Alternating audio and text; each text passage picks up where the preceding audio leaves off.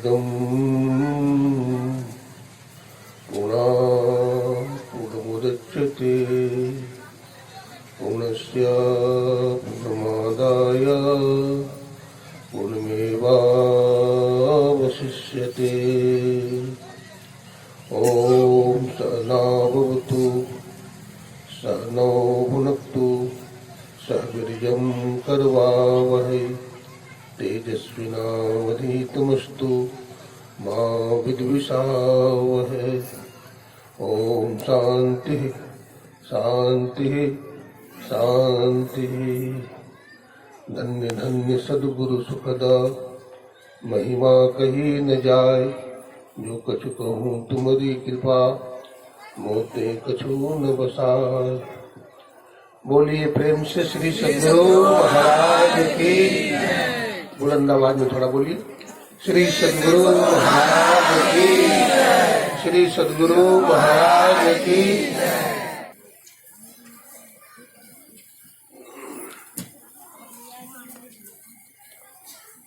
में अनंत श्री विभूषित त्रैलोक पावन विश्ववंदी जगदाधार 20वीं सदी के जाज्वल्यवान प्रचंड मार्तंड त्रैतापों को मिटाने वाले तथा आवागमन के चक्र को मिटाकर परमात्मा से मिलाने वाले परमाराध्य गुरुदेव के त्रैलोक पावन पद पद्मों में कोटि कोटि नमन करते हैं, प्रणाम करते हैं। मंच पर हमारे बगल में बैठे हुए आदरणीय तथा नाम तथा गुण को प्रदर्शित करने वाले हमारे परमानंद बाबा, हमारे परम आदरणीय बड़े जाने माने हमारे आदरणीय जनार्दन बाबू मोहन साहब, हमारे वासुदेव बाबू, और नाम नहीं जानता हूँ हमारे चरणदास बाबा, जाने अनजाने सभी महात्मा वृंद, हमारे नाम के ही राशि के स्वामी विवेकानंद जी महाराज, तीर्थों को भी पावन करने वाले मुदमंगल में साधु समाज तथा इस आयोजन को कराने वाले सभी आयोजकगण, युवकगण, सत्संग प्रेमी सज्जनों, भक्तिमती माताओं एवं बहनों, सबों को कोटि कोटि नमन करते हैं, कोटि कोटि प्रणाम करते हैं। आप लोग बिल्कुल शांति पूर्वक बैठेंगे और शांति से सुनेंगे, बातचीत नहीं करेंगे। अगर बातचीत करेंगे तो आप भी नहीं सुनेंगे, दूसरे लोग जो सुनने के लिए आए हैं वो भी नहीं सुन पाएंगे। इसलिए बिल्कुल शांत चित्त होकर के बैठना चाहिए।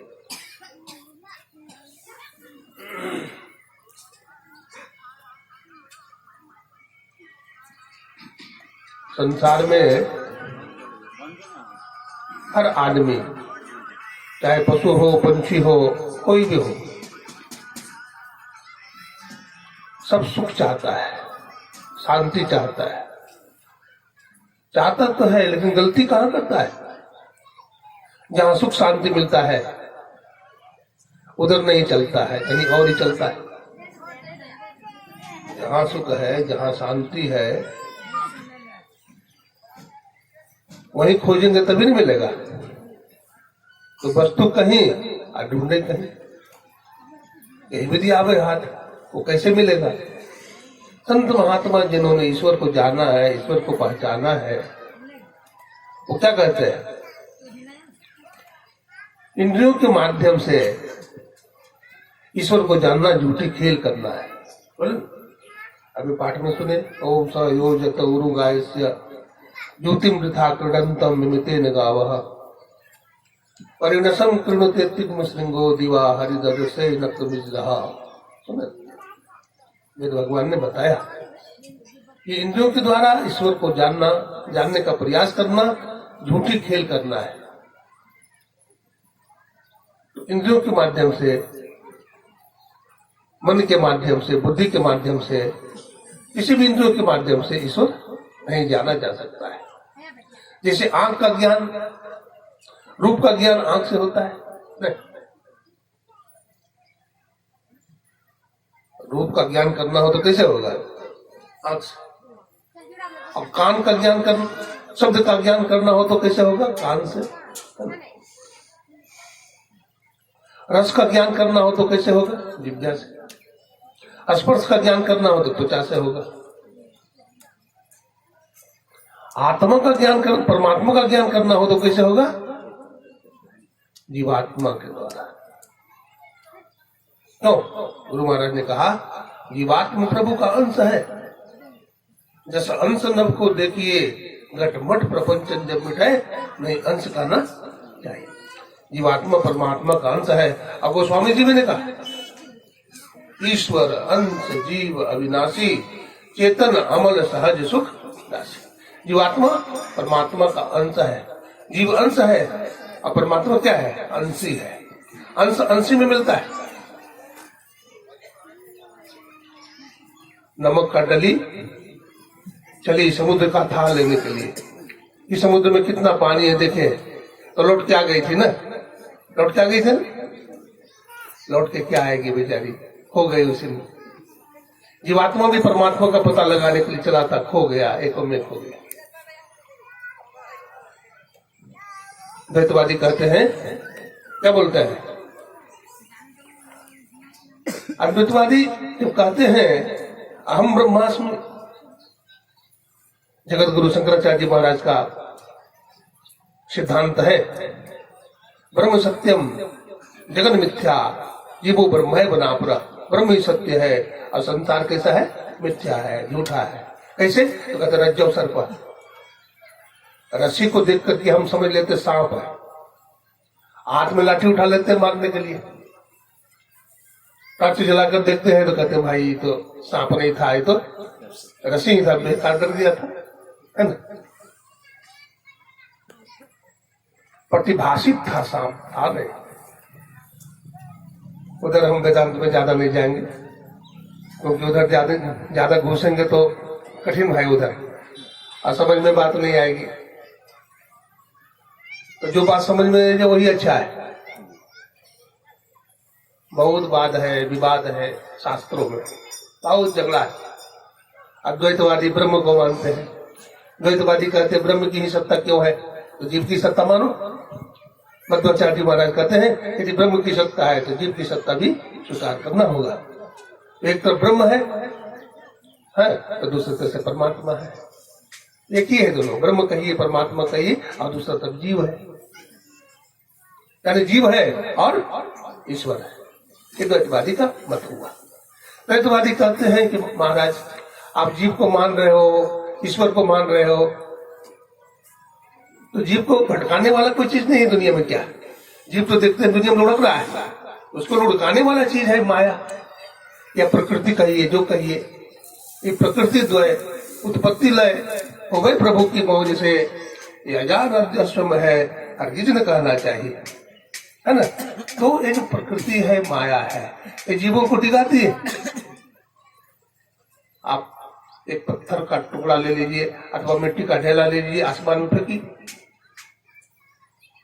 न्यूटन महोदय कहते हैं आप जितना वेग से फेंकिएगा, जब उसका वेग शून्य हो जाएगा तब वो पृथ्वी का गुरुत्वाकर्षण बल उसको खींच लेता है नीचे। तो जैसे मिट्टी का ढेला वो आसमान में फेंका तो कहाँ जाकर के गिरा? अपने सजाती में, सजाती गुण के कारण कहाँ गिरा? मिट्टी में ही गिरा। पृथ्वी मिट्टी ही है तो उस पर गिरा। हम दिया जलाते हैं तो देखिए, आप दिया जलाते हैं तो दिया की लोग किधर जाती है? ऊपर की तरफ हो, नीचे चला जाए, अगल चला जाए, बगल चला जाए। तो ऐसा नहीं होता है, ऐसा इसलिए होता है क्योंकि वो दीपक जो है सूर्यकांत से, इसलिए सूर्य से मिलना चाहता है। और नदी को देखिए, नदी को देखिए तो नदी का जल समुद्र में जाकर स्थिर होता है। ठीक उसी प्रकार से जीव परमात्मा से मिलना चाहता है क्योंकि जीवात्मा परमात्मा का अंश है। एक रूप होता है, एक स्वरूप होता है और एक स्वरूप होता है। रूप किसको बोलते हैं? जिसका ज्ञान आंख से होता है। जब हमारे परमाराध्य गुरुदेव सशरीर में थे तो अब अपने रूप में थे, अपने रूप एक स्वरूप होता है यानी रूप के साथ। अभी गुरु महाराज अपने स्वरूप में नहीं है, ये गुरु महाराज की तस्वीर लगी है, गुरु महाराज इसमें नहीं है। ये गुरु महाराज का रूप है और एक होता स्वरूप यानी निज रूप, अपना रूप। तो अपना रूप हमारा क्या है, हम कौन है? हम बोलते हैं फलाना है, चिलाना है। आप कुछ भी नहीं हो। यदि सच माने में पूछो तो हम ब्रह्मास्मि, हम ब्रह्मी है, हम ईश्वरी है या तत्वमसि, हम वो तत्व है। वो दालक ऋषि ने कहा तत्वमसि श्वेत केतु मृत्युकृत्येव सत्यम, हे श्वेत केतु ये मृत्यु का ही सत्य है। मैं यही बोलते हैं मृतिका सत्य घट सत्वम, मृतिका भावे घटा भावा। मृतिका के सत्य होने के कारण घट सत्य है और मृतिका का अभाव होने के कारण घट ध्वंस हो जाता है, तो मिट्टी में मिल जाता है। तो जीव परमात्मा का अंश है, इतना बात निश्चित हुआ। इंद्रियों के द्वारा परमात्मा नहीं जाना जाएगा। जैसे अपना चेहरा देखना हो तो दर्पण में देखते हैं। सत्य पुरुष की आरसी संतन ही की देह है, लखा जो चाहे अलग को तो इन्हीं में लखी ले। जैसे दर्पण में अपना चेहरा देख लेते हैं, ईश्वर को देखना हो तो संतों में देखो। संत का दो दिव्य महापुरुष का लगा हुआ है तस्वीर, हमारे गुरुदेव परमाराध्य महर्षि नहीं परमहंस जी महाराज और विश्वविख्यात हमारे संत शिरोमणि रविदास जी महाराज, इनकी तस्वीर लगी हुई है। अगर परमात्मा को दिखाना चाहते हैं तो यही महापुरुष दिखा सकते हैं, संत ही दिखा सकते हैं जिन्होंने परमात्मा को जाना है। तो ईश्वर परमात्मा को हम कैसे जानेंगे?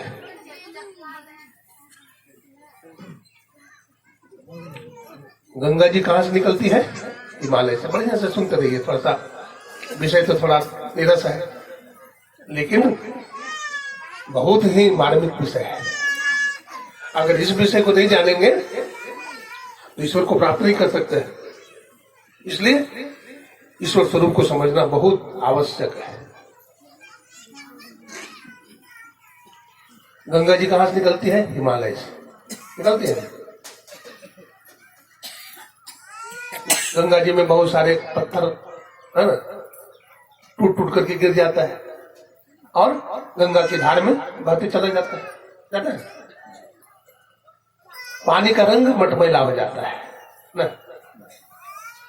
हिमालय से गंगा जी निकली थी तो पानी बिल्कुल बर्फ की तरह उजला था, साफ। लेकिन जैसे जैसे चट्टान का टुकड़ा उसमें आता गया, घिसता गया और चट्टान से टुकड़ा हो गया, टुकड़ा से बालू हो गया, बालू से फिर रेत हो गया, रेत से फिर मिट्टी हो गई, अब मिट्टी फिर मिल गई पानी में तो मटमैला हो गया और पानी बहता जा रहा है। मैं पूछता हूं उस पानी में अगर आप चेहरा देखना चाहेंगे तो क्या देख सकते हैं? बोलिए, नहीं देख सकते। अच्छा, इतना ही नहीं, उस पानी के ऊपर बड़ा बड़ा घास हो, शैवाल घास बोलते हैं, हरा हरा पत्तादार वाला, तो क्या चेहरा देख सकते हैं आप? नहीं देख सकते। अगर आपको चेहरा देखना हो तो क्या करना पड़ेगा? सबसे पहले पानी में जो मिट्टी घुला हुआ है, मोटा मोटी है ना, मोटा मोटी जो पानी में मिट्टी घुल गया है उसको क्या करना पड़ेगा? छानना पड़ेगा। ठीक है, अब पानी छान लिया है ना, तो पानी छान लेने से फिर वो गतिशील पानी में चेहरा देखेंगे तो चेहरा दिखेगा, उस पर पत्थर ढका हुआ दिखेगा तो भी नहीं दिखेगा। तो फिर क्या करना पड़ेगा? मिट्टी तो छान लिया, पानी को रोकना पड़ेगा। या ऐसा कहिए, ऊपर में जो पत्ता लगा हुआ है बड़ा बड़ा, उस पत्ता को हटाना पड़ेगा। ठीक है, तो भी चेहरा नहीं दिखेगा। बोला क्यों? बोला पानी चल रहा है, चलते पानी में चेहरा नहीं दिखेगा, पानी को रोकना पड़ेगा और उसमें देखेंगे तो आपका चेहरा दिख जाएगा। वेदांती लोग कहते हैं निष्काम कर्म करो। भगवान श्री कृष्ण अर्जुन से कहा, हे अर्जुन निष्काम कर्म करो। अर्जुन कर रहा था भगवान के सामने। मैं गांडीवधारी हूं, मैं युद्ध नहीं करूंगा तो युद्ध होगा? ये भगवान क्या करेंगे? पकड़ रहा था तो भगवान ने कहा, देखो अर्जुन, अकड़ छोड़ दो, जब तक अकड़ते रहोगे तो काम बनेगा नहीं। भगवान ने कहा, सर्वधर्मान परित्यज्य, सभी धर्मों को छोड़ करके तू हमारे शरण में आ जा। मैं विश्वास के साथ कहता हूँ, मैं तुम्हारा उद्धार कर दूंगा, मैं तुम्हारे रथ पर बैठ जाऊंगा और रथ को मंजिल तक पहुंचा दूंगा। अर्जुन मान गया बात। पहले तो बहुत देर तक नहीं माना, लेकिन जब अर्जुन माना है ना, तो अर्जुन जब मान गया तो क्या बोला है? जब अर्जुन मान गया है तो फिर रथ पर भगवान बैठ गए। इसलिए गीता में बहुत देर तक भगवान अर्जुन उवाचा, अर्जुन उवाचा, भगवान उवाचा बहुत बाद में आया है। जब अर्जुन मान गया है, भगवान के शरण में आ गया है कि प्रभु आप जो कहेंगे सो ही मैं करूंगा, तो भगवान ने कहा तू हमारी बात मान गया तो तुम्हारा रथ को भी मंजिल तक पहुंचाऊंगा। भगवान ने कहा। ऐसा हुआ भी, युद्ध में विजय हुआ अर्जुन का, क्योंकि भगवान धर्म के पक्षधर थे। अधर्म का साथ भगवान ने नहीं दिया, धर्म का साथ दिया भगवान ने। अरे भाई, दोनों तो अपने भाई थे, अर्जुन और दुर्योधन चचेरा भाई तो था, और दोनों के संबंधी थे भगवान, दोनों से संबंध जुड़ा हुआ था। लेकिन भगवान धर्म के अवतार थे तो भगवान ने धर्म का साथ दिया। धर्मो रक्षित रक्षित, धर्मो हंति हंता, जो धर्म की रक्षा करता है तो धर्म भी उसकी रक्षा करती है। तो निष्काम कर्मयोग क्या? ये निष्काम कर्मयोग जो है, भगवान ने कहा निष्काम कर्मयोग करो, ये क्या है? देखिए गीता में आया है, कर्मयोग के संबंध में जहां वर्णन है वहां पर आया है, भगवान ने कर्म करने के लिए कहा है ना, कर्म करने के लिए कहा है। लेकिन कर्म कैसे करने के लिए कहा है भगवान? तो आसक्ति मोह ममता को छोड़ करके कर्म करने के लिए कहा है। अगर आसक्ति मोह ममता को छोड़ करके कर्म करेंगे तो अंतःकरण शुद्ध होगा, पवित्र होगा। तो पानी को हम छान लिए तो क्या हो गया? पानी को हम छान लिए यानी निष्काम कर्म जो हम कर लिए, है ना, तो उसमें चेहरा नहीं दिखा अपना, है ना। तो पानी छान ली तो मल का नाश हुआ। तो मल का नाश कैसे होता है? निष्काम सेवा से। निष्काम सेवा करेंगे तो हमारे अंतःकरण में जो मैल है, मिट्टी है, वो क्या होगा? छन जाएगा। लेकिन तो भी परमात्मा की प्राप्ति नहीं होगी। इसके बाद की साधना है उपासना। तो उपासना से क्या होगा? पानी को रोक दिए, पानी को स्थिर कर दिए, तब उसमें अपना चेहरा दिखता है। ये क्या है? उपासना है। उपासना का मतलब क्या होता है? गुरु के पास, आप अपने सदगुरु के पास जाइए। कैसे जाइएगा? एक तो होता है चल करके जाना और दूसरा होता है बुलाना। तो चल के जाइएगा तो लाभ में रहिएगा, और बुलाइएगा तो घाटे में रहिएगा। जैसे ध्रुव जी महाराज बुला लिए, भगवान सगुण साकार रूप में आकर दर्शन दे दिए। थके गए ध्रुव जी। संत कबीर साहब चल करके गए, गुरु नानक साहब चल करके गए, संत तुलसी साहब चल करके गए। ईश्वर के पास चल करके जाना चाहिए। और चल करके जाना क्या है? यही विहंगम मार्ग है, यही राजयोग है। यही भगवान कृष्ण ने कहा कि अर्जुन, ये ज्ञान सबसे पहले मैंने सूर्य को दिया था, सूर्य ने इक्ष्वाकु को दिया, और बहुत वर्षों तक के ज्ञान का लोप हो गया था। अब उसी ज्ञान को मैं तुमसे कह रहा हूं। तो भगवान से कहा अर्जुन ने कि प्रभु, सतयुग में मनु थे, सूर्य तो सतयुग में थे, मनु भी सतयुग के ऋषि थे, तो उस समय तो आप नहीं थे। आप तो द्वापर में आए हो, तो ज्ञान कैसे दिया? तो भगवान ने कहा कि अर्जुन तुम नहीं जानते, मैं जानता, मैं था। भगवान ने कहा मैं था। अब देखिए वही कृष्ण भगवान राम अवतार में भी थे, क्योंकि राम का ही अवतार तो भगवान कृष्ण का है। हाँ? जितने भी अवतार हुए ना, सब भगवान विष्णु का अवतार है। चाहे मीन अवतार हो, चाहे कच्छप अवतार हो, चाहे वामन अवतार हो, चाहे रामा अवतार हो, चाहे कृष्णा अवतार, कोई भी अवतार हो, ये सब हरि का अवतार है, भगवान नारायण विष्णु का अवतार है। तो अवतार किसको कहते हैं? अवतरंती जना इति अवतारा, भगवान उतरते हैं, भगवान उतरते हैं, परमात्मा की इच्छा से भगवान आते हैं और अपना काम करके फिर वापिस चले जाते हैं।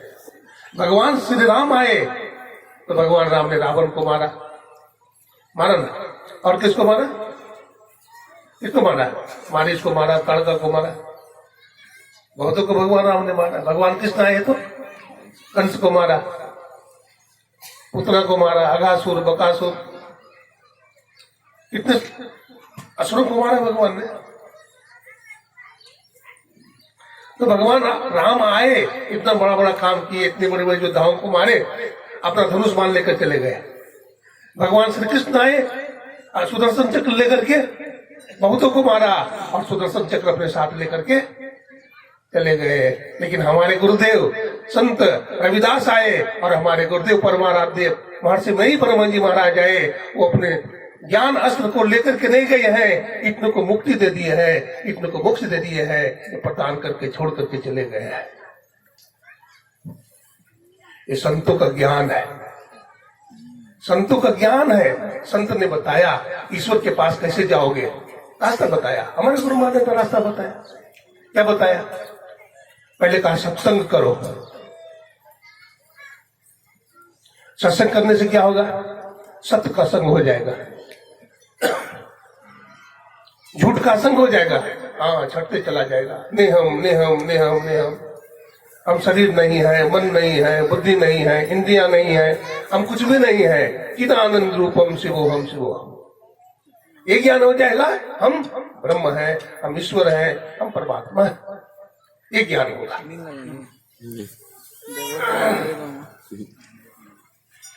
तो अभी आप सुन रहे थे कि उपासना के द्वारा क्या होता है? विक्षेप का नाश होता है, चंचलता का नाश होता है। अर्जुन ने कहा ना, प्रभु जब भगवान ने कहा योगी भव अर्जुन, हे अर्जुन योगी बनो, तो अर्जुन ने कहा कि प्रभु मैं योगी नहीं बन सकता, हमारा मन तो बड़ा चंचल है। मन चंचलम कृष्णम प्रमाथि बलभद्रम अभ्यासेन तो कौन्तेय वैराग्येन च गृह्यते। एक कृष्ण मन बड़ा चंचल है, तो एक क्षण के लिए रुकता नहीं है। एक किसो यदि आप कहो तो मैं बाणों की बौछार से गंगा की धार को रोक दूं, पवन देव के वेग को रोक दूं, लेकिन मन तो रुकता नहीं। तो भगवान ने कहा था अभ्यासेन तो कौन्तेय वैराग्येन च गृह्यते। हे कुंती नंदन, अभ्यास और वैराग्य के द्वारा ये चंचल और चलायमान चित्त को रोकना आसान हो जाता है। हमारे गुरु महाराज ने कहा ध्यानाभ्यास करो सद सदी। ये उपासना, उपासना दो तरह का होता है, आप वेद पढ़िए। प्रतीक उपासना और अप्रतीक उपासना। प्रतीक उपासना क्या है? जैसे शिवलिंग में हम भगवान शिव का दर्शन करते हैं, शालिग्राम में हम लोग भगवान नारायण विष्णु का दर्शन करते हैं, ये प्रतीक उपासना है। अप्रतीक उपासना क्या है? निर्गुण निराकार उपासना, ये अप्रतीक है, इसमें कोई प्रतीक नहीं है। इसमें हमारे गुरु महाराज ने बताया, संतों ने बताया कि मानस जप और मानस ध्यान करने से मोटा मोटी क्या होता है, नाम रूपात्मक जगत में जो फंसे हैं, नाम और रूप के झगड़े में जो फंसे हैं, एक नाम जपने से सब नाम छूट जाएगा। एक रूप का ध्यान करने से दुनिया का सब रूप छूट जाएंगे और एक परमाराध्य में अपने इष्ट में स्थिर हो जाएगा। लेकिन इससे भी परमात्मा प्राप्त नहीं होगा। सत्संगों के चौथे भाग में परमाराध्य ने लिखा है अपने इष्ट के मानस जप और मानस ध्यान करने से जो ईश्वर का रूप प्रकट होता है वो परमात्मा का स्वरूप हरगिज नहीं हो सकता। परमात्मा का स्वरूप तो नादानुसंधान से ही प्रकट हो सकते हैं। हाँ, परमात्मा का स्वरूप कैसे प्रकट होगा? तो नादानुसंधान से। दृष्टि योग से भी मात्र प्रकाश मंडल में आप जाएंगे, बहुत तरह की रिद्धियां सिद्धियां प्राप्त करेंगे, लेकिन ईश्वर की अनुभूति नहीं हो सकेगी। आज मैं ये चारों क्रिया जो गुरु महाराज बताए हैं उसका विश्लेषण करूंगा। आज मैं इधर उधर नहीं जाऊंगा, क्योंकि आज ईश्वर का स्वरूप है। ईश्वर का स्वरूप को समझना बहुत जरूरी है।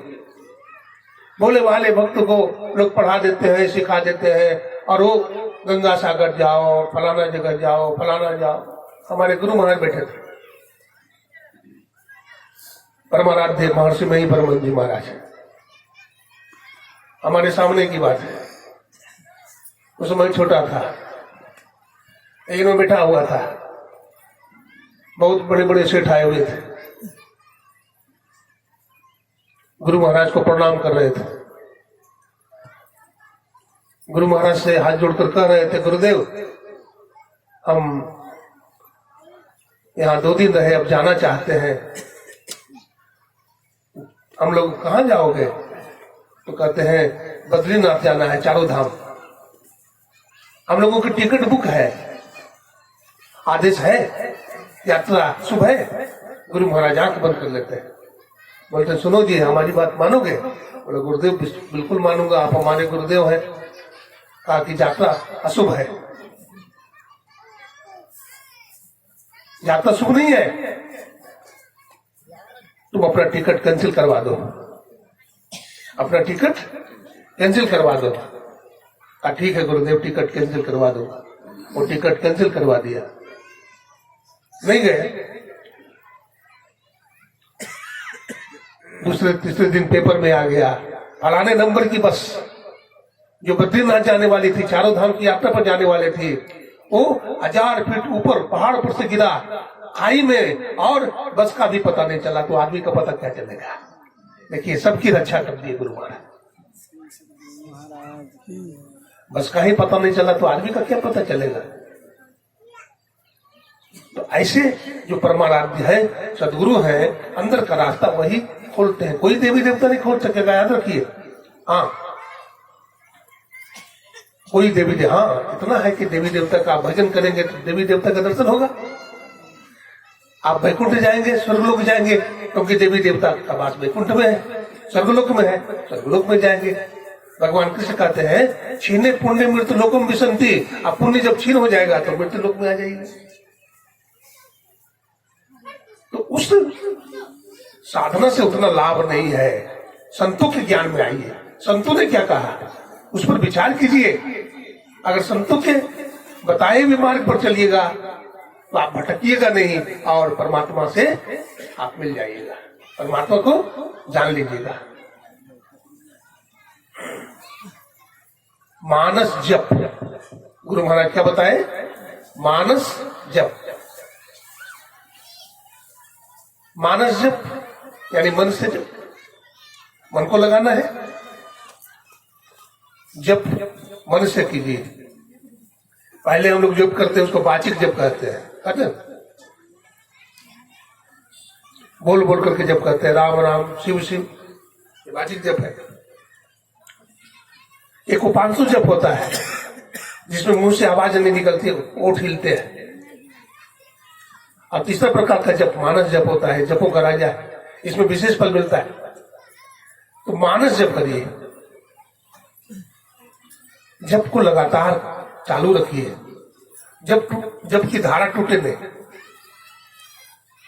अभी जैसे मान लीजिए कोई व्यक्ति ध्यान कर रहा है, जप कर रहा है, और कुछ आवश्यक काम आ गया तो लोग उसको उठा देते हैं, नहीं उठाना चाहिए, उसको भजन करने दीजिए। बहुत जरूरी हो तो अलग बात है, जप की धार टूटे नहीं, ख्याल रखना चाहिए। ये जप में सावधानी। दूसरा मानस ध्यान है। मानस ध्यान यानी मन से ध्यान। तो मानस ध्यान में सावधानी क्या है? मानस ध्यान में हम लोग गुरु परंपरा में अपने इष्ट का ध्यान करते हैं, गुरु का ध्यान करते हैं। किसी देवी देवता का ध्यान हम लोग नहीं करते।